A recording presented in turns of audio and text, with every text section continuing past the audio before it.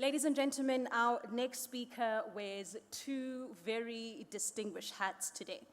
One as the acting Group Chief Executive Officer of Kenya Airways, and secondly, as chairman of the AFRAA Executive Committee, of which his remarks this morning will reflect. His perspective spans both the operational realities that are on the ground, as well as the strategic vision at the highest levels of the African aviation industry. Ladies and gentlemen, please help me receive Captain George Kamal.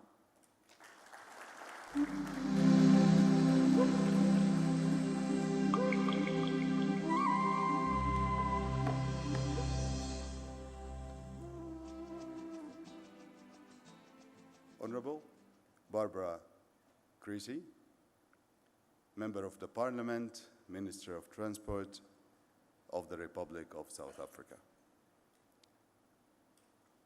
Ms. Sadzani Faith Mamdua, sorry for the names, Chairperson of the Board of South African Airways, Mr. Machela Seishibo, the Acting Chief Executive Officer of South African Airways, Mr. Abdurrahman Berthi, the Secretary General of AFRAA, and Mr. Kamel Lawadi, the Regional Vice President of IATA for Middle East and Africa, Director Generals, Captains of the Industry, and distinguished CEOs, partners, colleagues, ladies and gentlemen, good morning.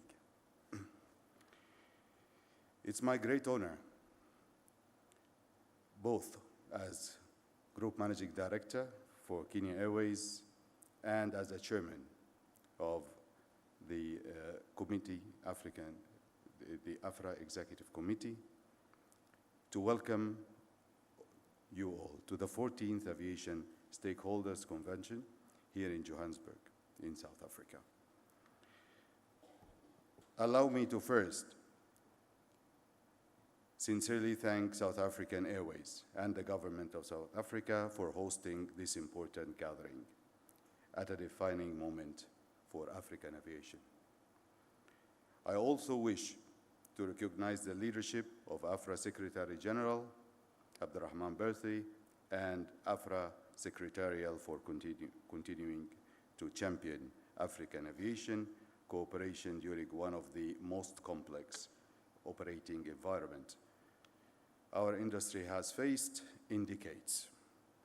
Ladies and gentlemen, we gather at a defined moment for African aviation, a moment where our industry stands between pressure and possibilities, between vulnerability and transformation, between surviving and true competing.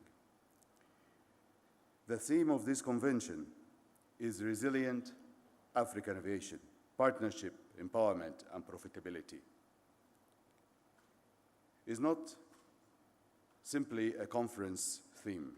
It's an operational reality African airlines are managing every single day.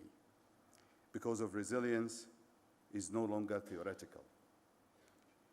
It has become an operational requirement for survival.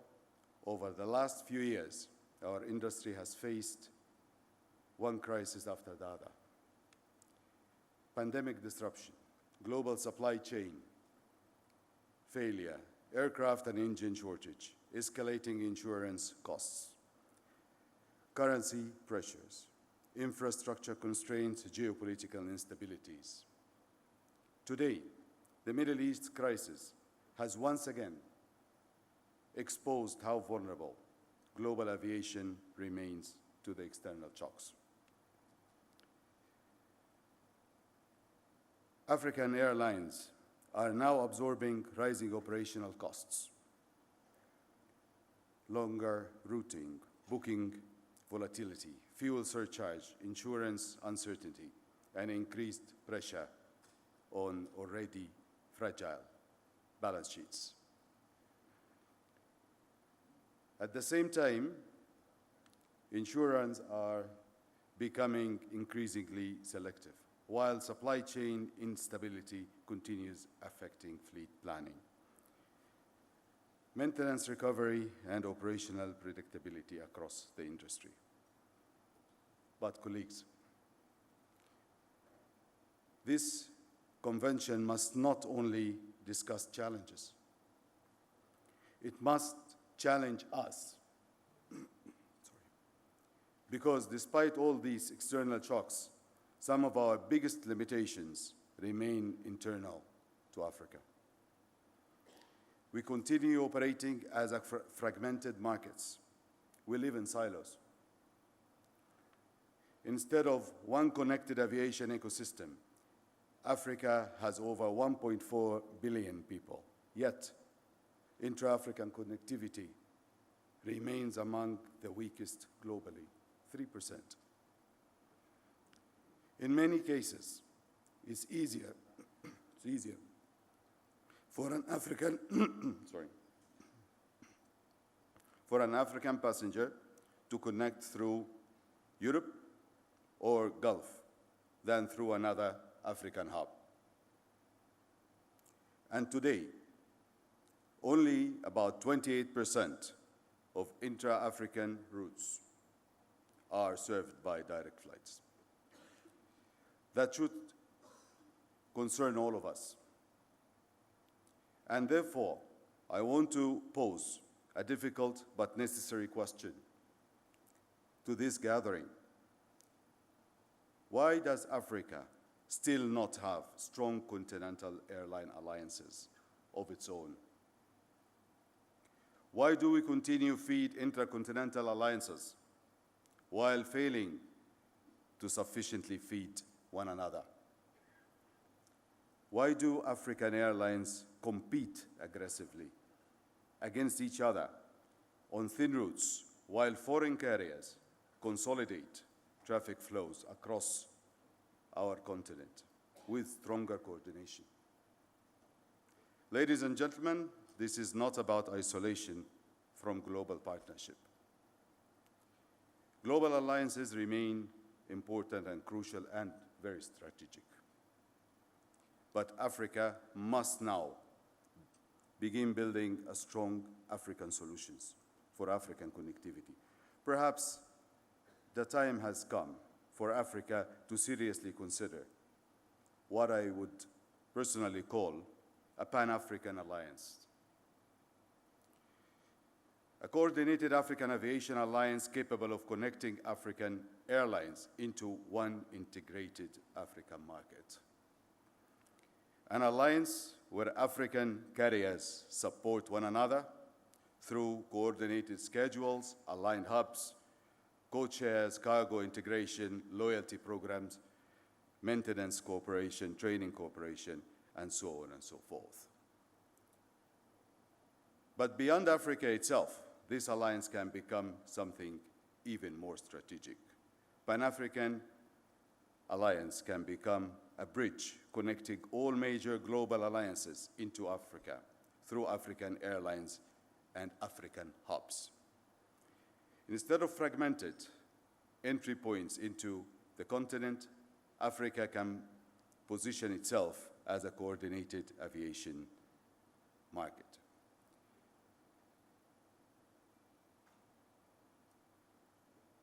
Our competitors are not sitting still. Major global alliances operate with deep coordination across schedule, pricing, cargo, technology. Meanwhile, in Africa, many airlines still operate independently with duplicated inefficiencies.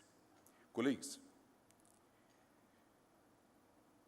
to support this growth, Africa fleet projected to more than double from approximately 700 aircrafts today to more than 1,700 aircrafts in the next coming 20 years. That means, with the big numbers we have in African population, Africa's greater aviation challenge is not lack of opportunity, it's lack of integration, it's not demand problem, it is structural problem.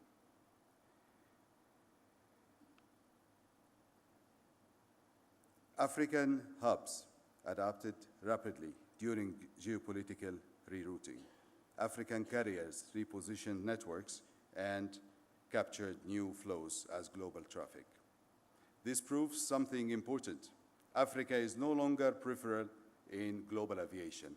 Africa is becoming strategical central.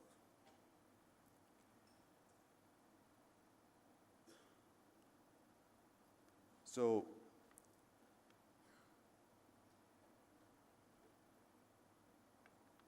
we also believe sustainability must remain commercially realistic for African carriers. And let us be remembered as a generation of African aviation leaders that refuses to remain fragmented while others build global power through unity. The generation that stopped exporting African traffic, African values, and African opportunity through foreign hubs.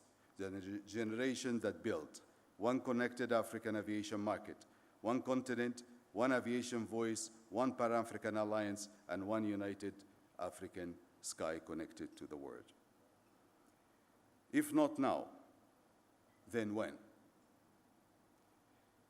If not us, then who will do it? With this, I would like to thank you all for being here, and thank you so much.